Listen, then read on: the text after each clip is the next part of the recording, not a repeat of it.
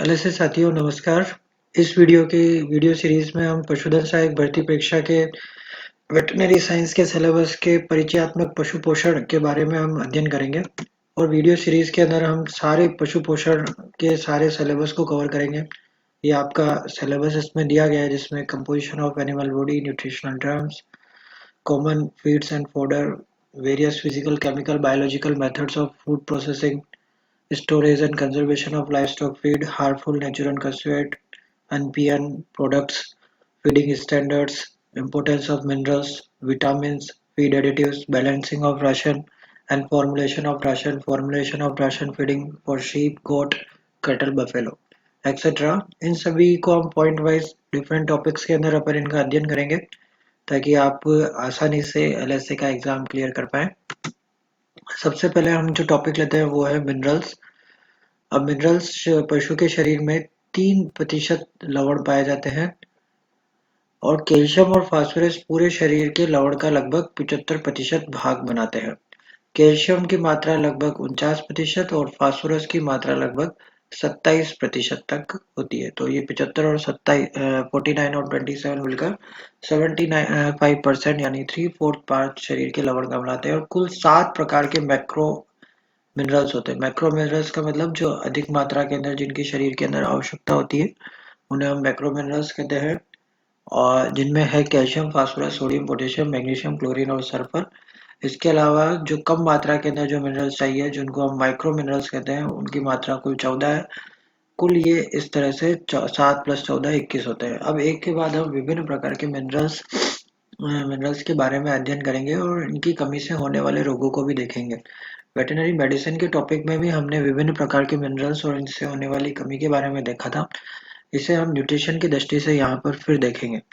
Blood serum calcium का level हम देखते हैं तो वो शरीर में 9 से 12 मिलीग्राम पर 100 ml होता है। बहुत बार हम देखते हैं कि ब्लड सीरम कैल्शियम का लेवल पूछा जाता है। कैल्शियम, मैग्नीशियम और फास्फोरस का ब्लड में क्या लेवल होता है ये हमेशा ध्यान रखना चाहिए। तो ये लगभग 9 से 12 मिलीग्राम पर 100 ml होता है और इसकी कमी से होने वाले रोगों में देखें तो बच्चों में होने वाला रोग रिकेट्स, बड़ों में होने वाला रोग ऑस्टियोपोरोसिस, मिल्क फीवर और एक्लेम्शिया।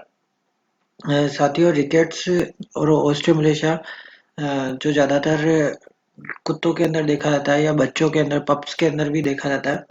रिकेट्स मिल्क फीवर जो है गायों के अंदर पाया जाता है। एक्लेम्शिया कैल्शियम की कमी से होने वाला रोग है जो कि डॉग्स इत्यादि में देखा जाता है, बिशेस में देखा जाता है। मैग्नीशियम की कमी से होने वाले मैग्नीशियम की देखें तो ब्लड सीरम मैग्नीशियम लेवल जो होता है वो 2 से 5 मिलीग्राम पर 100 ml होता है और उसकी कमी से होने वाला रोग हाइपोमैग्नीशियम टिटनी है। इसे हम लैक्टेशन टिटनी भी कहते हैं। फास्फोरस का ब्लड सीरम में लेवल लगभग 4 से 12 मिलीग्राम पर 100 ml होता है।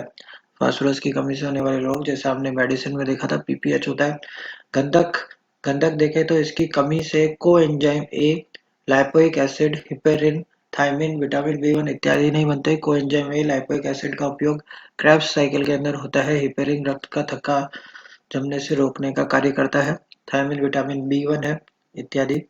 फिर आयरन देखें तो आयरन 65% आयरन हीमोग्लोबिन के अंदर पाया जाता है। हीमोग्लोबिन वर्णक है रुधिर का जो कि ऑक्सीजन के ट्रांसपोर्ट का काम करता है। पशु चारे के अंदर आयरन फेरिक आयन के रूप में होता है जो कि इसका अवशोषण आंतों के अंदर फेरस के रूप में होता है। जब फेरिक आयन फेरस में बदल जाता है तभी इसका अवशोषण आंत में होता है। उक्त सीरम में ट्रांसफेरेटिन प्रोटीन होती है। रक्त के सीरम में जब ट्रांसफेरेटिन प्रोटीन होती है ये रक्त के अंदर आयरन के ट्रांसफर करने का कार्य करती है अर्थात शरीर में एक स्थान से दूसरे स्थान तक ले जाती है। शरीर की बोन मैरो के अंदर शरीर की बोन मैरो के अंदर आयरन का उपयोग होता है जहाँ पर रक्त का निर्माण होता है और वहाँ पे आयरन का कंजम्पशन होता है। यह एक स्थान से दूसरे स्थान पर रक्त में ट्रांसपोर्ट का काम ट्रांसफेरेटिन के द्वारा किया जाता है। कॉपर की कमी से पीट स्कॉर या दस्त की बीमारी होती है और कॉपर की कमी और मोलिब्डेनम की अधरता से टर्ट नामक बीमारी होती है। कॉपर और मोलिब्डेनम एक दूसरे के एंटागोनिस्ट का काम करते हैं। कॉपर की कमी होने पर मोलिब्डेनम की मात्रा बढ़ जाती है और उसकी अधिकता के कारण टर्ट नामक बीमारी होती है जो कि दस्त से संबंधित है।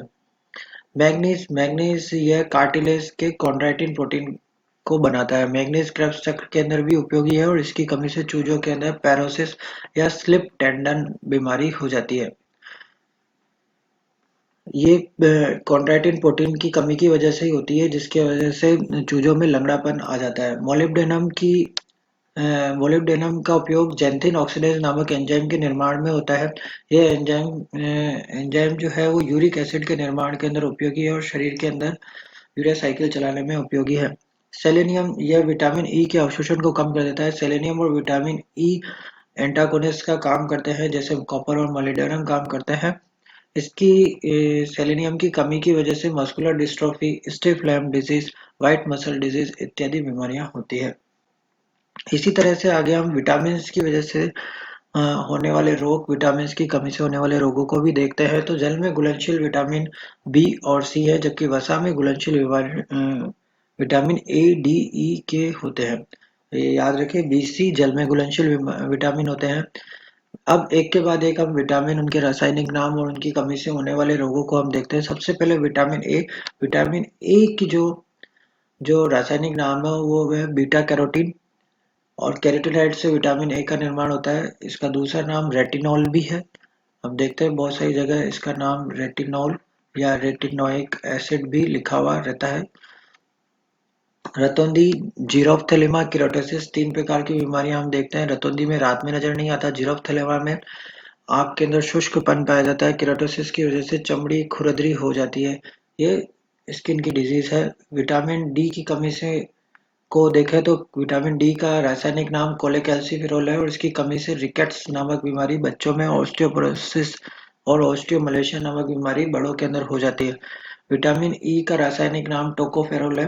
इसे बीटी विटामिन भी कहते हैं। सेलेनियम की कमी से विटामिन ई की मात्रा बढ़ जाती है। Muscular dystrophy, mulberry heart disease, crazy chick disease, white stiff lamb disease इत्यादि सभी विटामिन ई की कमी से होती है।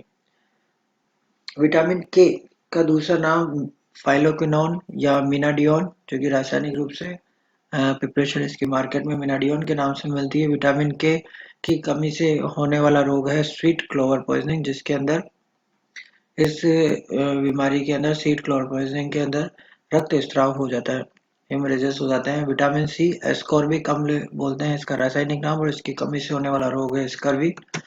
अब विटामिन बी कॉम्प्लेक्स को हम देखते हैं तो इसमें बहुत सारे विटामिन हैं। सबसे पहले हम देखें तो विटामिन बी वन, जिसका नाम है थायमिन, और इसकी कमी से होने वाला रोग है बेरी रोग या पोलिन्यूराइटिस, स्टार गेजिंग, पीईएम जिसको बोलते हैं। बेरी रोग, पोलिन्यूराइटिस, स्टार गेजिंग, ये सभी जो हम देखते हैं ये तंत्रिका तंत्र से संबंधित बीमारी हैं।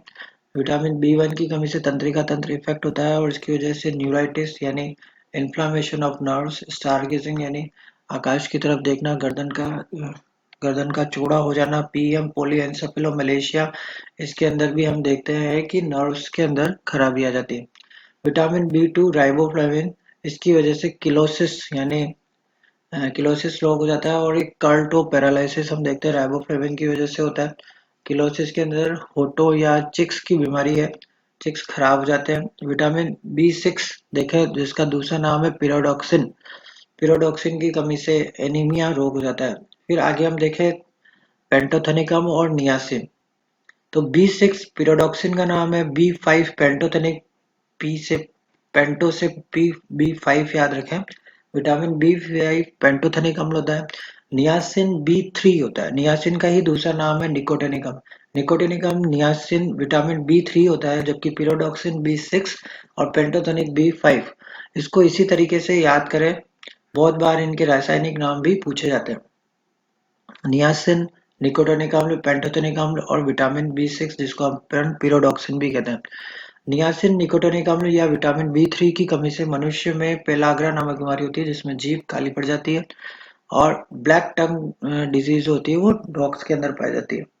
बायोटीन की कमी से हम देखें, बायोटीन का दूसरा विटामिन एच भी इसको बोलते हैं, और ये अंडे की एविडीन प्रोटीन इसका विरोध करती है।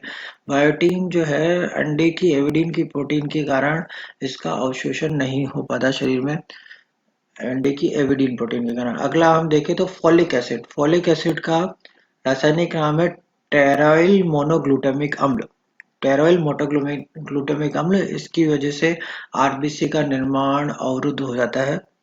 इसी तरह से हम देखें विटामिन B12 जिसका रासायनिक नाम है साइनोकोबालेमिन, और इसकी कमी से पर्नीसियस प्रकार का एनीमिया, एक विशेष प्रकार का एनीमिया जिसे पर्नीसियस एनीमिया कहते हैं, जिसमें आरबीसी छोटी हो जाता है। रोमन के अंदर कोबाल्ट की उपस्थिति के अंदर यह संशोधन होता है, इसलिए कोबाल्ट की बहुत आवश्यकता होती है। रोमन में कोबाल्ट की उपस्थिति में ही विटामिन B12 का ऑब्जॉर्प्शन हो सकता है। इसलिए कोबाल्ट अगर उपस्थित नहीं है तो विटामिन B12 अब्सॉर्ब नहीं होगा, जिसका दूसरा नाम साइनोकोबालेमिन है। फिर अगला देखते हैं कोलिन। तो फास्फोलिपिड और लेसिथिन के निर्माण के अंदर कोलिन काम आता है। फास्फोलिपिड और लेसिथिन जोड़ों के निर्माण में बहुत उपयोगी है। इसके अलावा कोलिन की कमी से होने वाले रोग हम देखें तो फैटी लिवर डिजीज, पैरोसिस और slip tendon disease. Slip tendon disease और पैरोसिस ये मैग्नीज की कमी से भी होने वाले रोग हैं, और फैटी लिवर डिजीज कोलिन की कमी से होता है। इस प्रकार से हमने देखा तो विटामिन और मिनरल्स हमने देखे। विटामिन और मिनरल्स से प्रश्न अवश्य आता है, प्रत्येक एग्जाम में का प्रश्न अवश्य आता है। ज्यादातर केस के अंदर इनकी कमी से होने वाले रोग अथवा इनके रासायनिक नाम, इनकी ब्लड में उपस्थित मात्रा इत्यादि ही पूछे जाते हैं।